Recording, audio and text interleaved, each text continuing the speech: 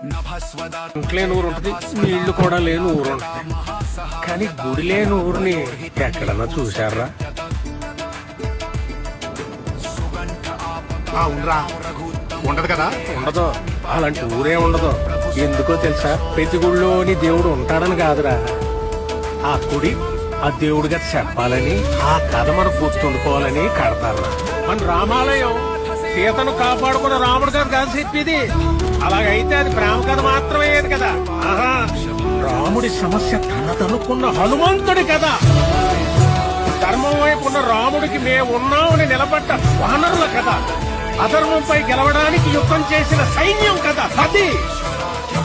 అందుకే రామాయణం లోక కళ్యాణం కోసం జరిగిందంటారు. ప్రతి భజనలోనూ చెప్పుకునే ఈ కథ ఏదో ఒక రోజు మనకు ఉపయోగపడాలని చెప్తాం.